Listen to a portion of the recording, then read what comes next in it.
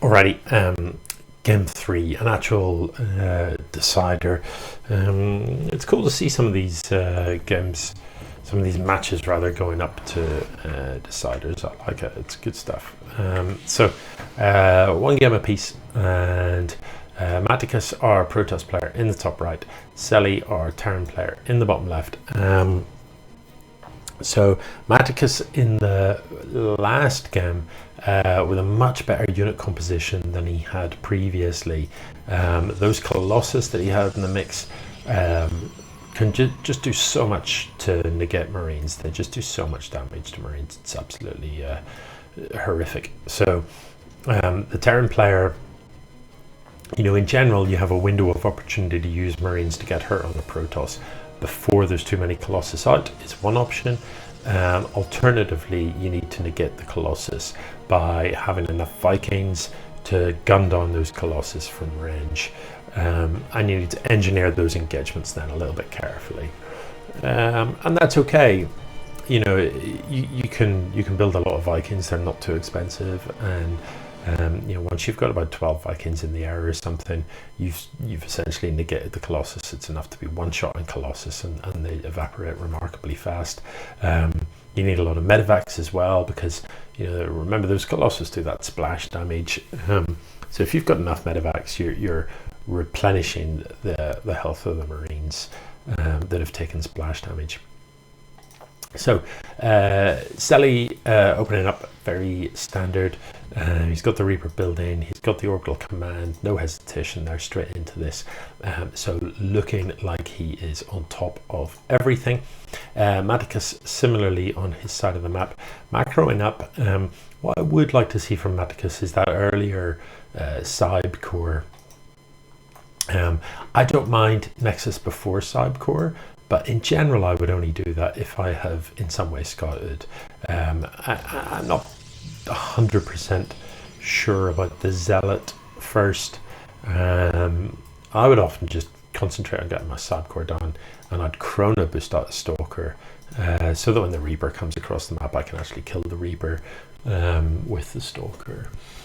Is just a kind of personal preference. Either way though, an earlier Cyb core is what I'd really like to see. Yeah, you know, if Seli's paying attention, oh, fires off a shot, maybe he is looking this time. If Seli's paying attention, you know, he'll notice actually that his opponent doesn't get that Cyb core down until quite late. He'll notice that the Nexus comes down first, and actually, you know, once your opponent's followed that form twice in a row, and if you go ahead and assume that they're going to do it the third time in a row as well, a sort of big 5 racks rush would just absolutely crush. You know, if they've got Nexus first, there's no way they've got the units to see off the number of Marines you can get out from a 5 racks push.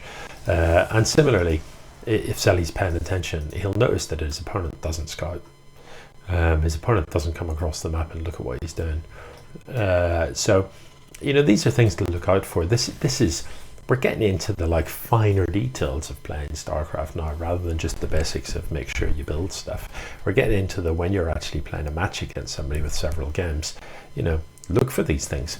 Get a feel for it. Do they scout? Because if they don't, take advantage of that. Take full advantage of that.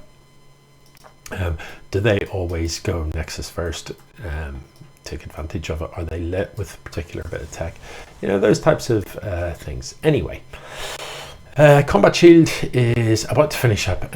Stim will start as soon as it does, and that's good. I think we're going to get siege tanks out, which is, you know, pretty standard, and there's nothing wrong with it. Marines, medevacs, siege tanks is a powerful general purpose army, and until such times as the Protoss has got Colossus or potentially Storm, they will struggle to deal with a good Marine tank army. So Reaper is going to come back up and have another little look here. So I'm glad that the Reaper's still alive, able to do this. So seize the gateway, seize the robo facility, and this is good. Also, you know, I'd suggest, has probably seen that there's nothing but zealots at present. Yeah, what What you need to have in mind, though, as well, is that, you know, if you haven't killed your opponent with Marine Tank in the sort of mid game, as you move into the later game, you need to have some sort of idea about where to go from there. And there are options. You can just crank out Vikings to make it the Colossus if you wish. You can go into Liberators, can be quite good. You can go crank out some Thors, you can crank out some Battlecruisers. You know, there's plenty of tier 3 units. The one unit that I would like to see in use, Seli, if you're listening, is Ghosts, actually. They don't require a great deal of micro, but when you're playing against Protoss, Ghosts can make a big difference. They fire an EMP round, which basically has an area of effect, and it will strip all of the shields from Protoss units. So bear in mind, if you look at his Zealot, he's got 100 health, 50 shield.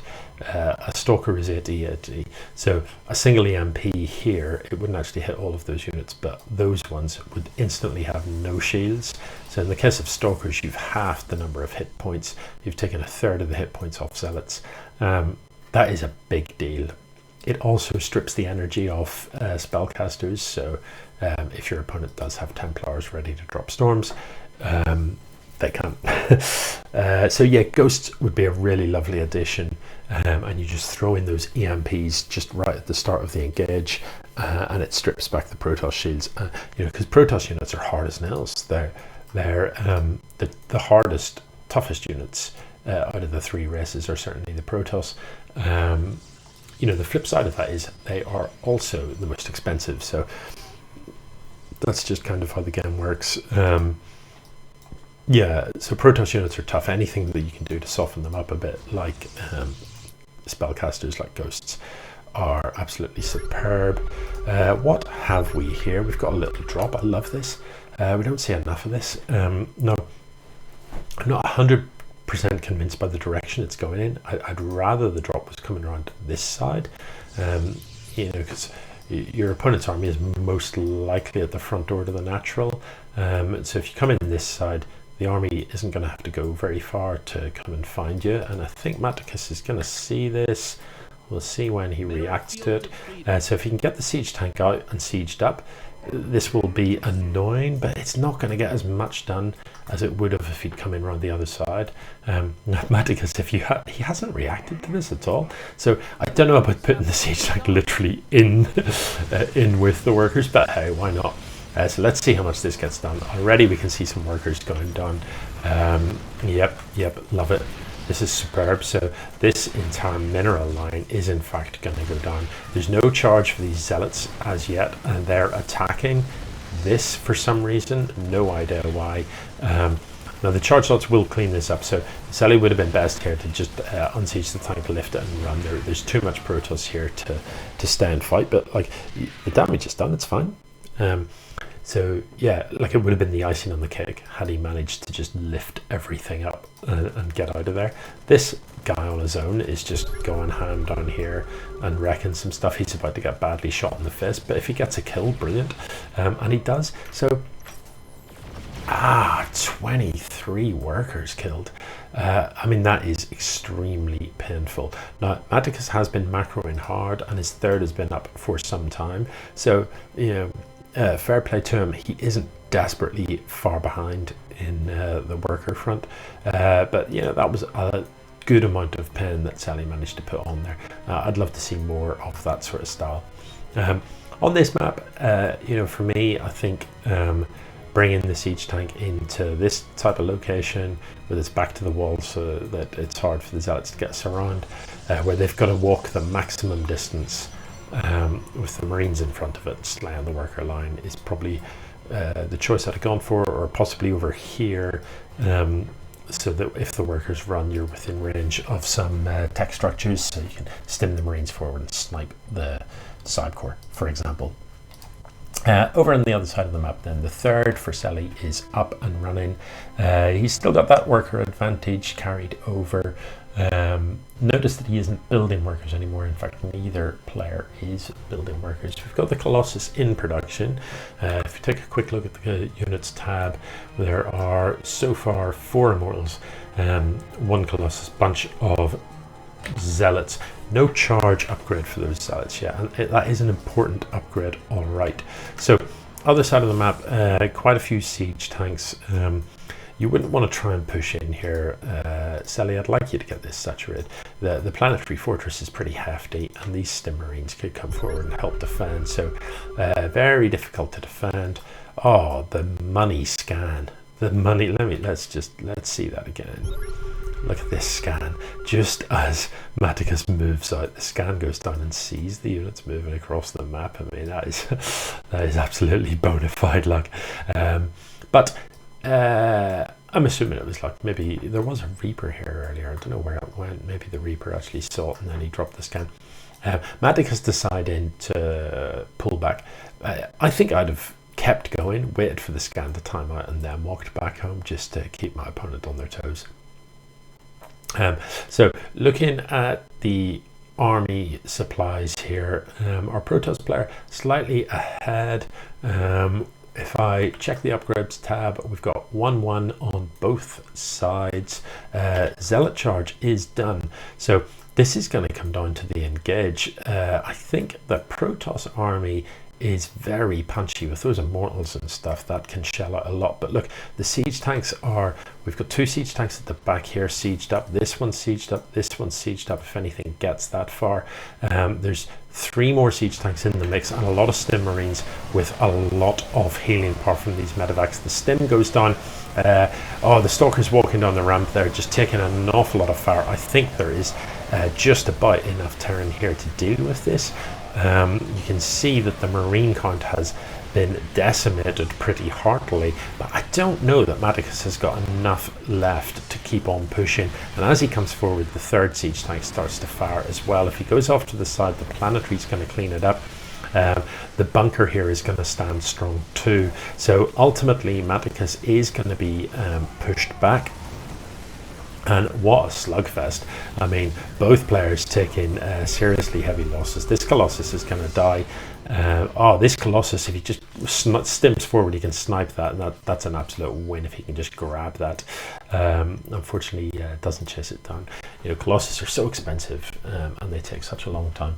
So both players just exchanging blows. This is a healthy number of medevacs, and in that engagement you can see, you know, the big difference that the medevacs make. It just gives the Marines so much longevity. It's incredible. So that is enough medevacs. So hopefully he'll switch production now to Vikings. We've got Vikings coming out at a time. The armor is going to help. The +1 is going to help.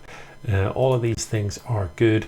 Over in Protoss land in production, more charge slots coming out, more Colossus coming out, and yeah, so Matticus not really switching up his composition. And I mean, to some extent, why would you? He isn't rebuilding Immortals. I notice he's just going to stick with the Colossus. Immortals are remarkably good against siege tanks. They fare well, but it does take a little bit of micro to try and get the Immortals forward.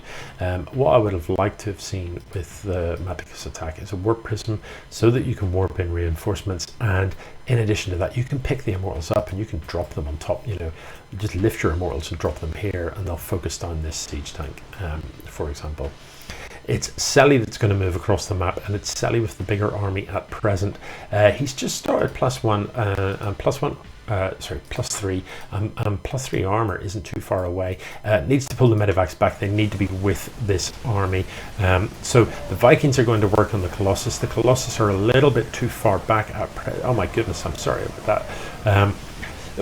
I think all the Marines are going to die, but that kind of doesn't matter. That's what Marines are for. They are cannon fodder. They're replaceable. The Vikings are going to clean up the rest of it. And all in all, in terms of the value of units lost, it's Terran that comes out on top. I mean, yeah, there are still kind of Protoss units standing, but that looked to be a more expensive loss for the Protoss. And if we look at the units lost tab, in terms of resources, that is substantially heavier losses, almost 50% more for our Protoss player than our Terran player. So you will swap Marines for expensive units like Colossus all day long. I don't know about this. These tanks on their own are just going to die pretty sharpish. Matticus, I'm not sure why you're pulling back. You can just walk forward and clean this up. That's just slight annoyance. Doesn't want to lose all the Vikings, because the Vikings, you know, they're great against Colossus, but you need the numbers to be right. Ideally, you want enough Vikings to basically one-shot a Colossus, or you want the right number to sort of two-shot a Colossus, so you can grab your Vikings, maybe have them on a hotkey, and you just right-click in the Colossus with your finger on shift. So you tap your Viking hotkey and you go click, click, click on the weakened Colossus first, and that sort of thing. Look how good Seli's production is. You know, having lost a bunch of stuff, he is essentially back ready to go. And actually, to be fair, Matticus isn't too far behind either. So both of these players playing really, really well at the minute. Both of them producing. Both of them getting out on the map, getting aggressive, but I think it's Terran with the edge. You know, this huge number of medevacs is really adding longevity to the Marines. And you know, as I've said before, you're happy to trade Marines. You don't mind trading Marines. It's what they're there for. +3 armor is done for these Marines as well, making them really spicy. There's only +1 attack. +3 armor, but there's only +1 attack done for the Protoss. So that is part of why these Marines are proving so difficult to deal with. So this time, if he sieges up, it's going to actually be really hard for Matticus to deal with this. He doesn't have any Colossus to sort of evaporate these Marines this time. There's only Stalkers in production. Now, I'm not sure why that is. Is Matticus a bit poorer? He is. You know, the men almost mined out. So Stalkers are going to struggle, but this is a lot of shield battery. But energy is almost gone on them. This is one of the bonuses of splash damage, because it does damage to several units at once. It'll drain out these shield batteries pretty quickly. The medevac's flying about here. This is a trade that Seli can afford to take, and Matticus essentially can't. You know, so look at the army supplies, look in the production tab. We've got Marines building, we've got siege tanks building. There is just sooner or later, Seli, it feels, you would feel he's going to break this. Matticus with a large gas bank, so I'd love to see Templar archives down here for him, so that he could get some Templars on the go, and so that he could turn those into Archons. Even could make a big difference here. But this might be the killer blow. This is a lot of Marine. They are 3-3 compared to only the 1-3 of the Protoss. +1 attack is not far off finishing for the Protoss, but it doesn't look like Seli's going to wait for that. This could be the end of the game, I think. What a great game this has been. Plenty of backward and forward, both players having a pop at each other, both players getting across the map. At one point, both armies essentially trading almost completely, and both players being reset. But I sort of feel that it was that subtle change in composition that was the turning point. It was Seli that sort of changed his composition to include those Vikings, and that just made the difference, I think, in terms of costing the Protoss so much more in the engages. So now when these siege tanks siege up at the bottom of this ramp here, it's impossible really for Matticus to come down, and I think this push is just not really stoppable anymore. So I think we are going to see GG. The supply tells a massive story, doesn't it? Matticus on 31, Seli on 200 now. Yeah, awesome, absolutely great stuff. So it's Seli that takes the 2-1. GG.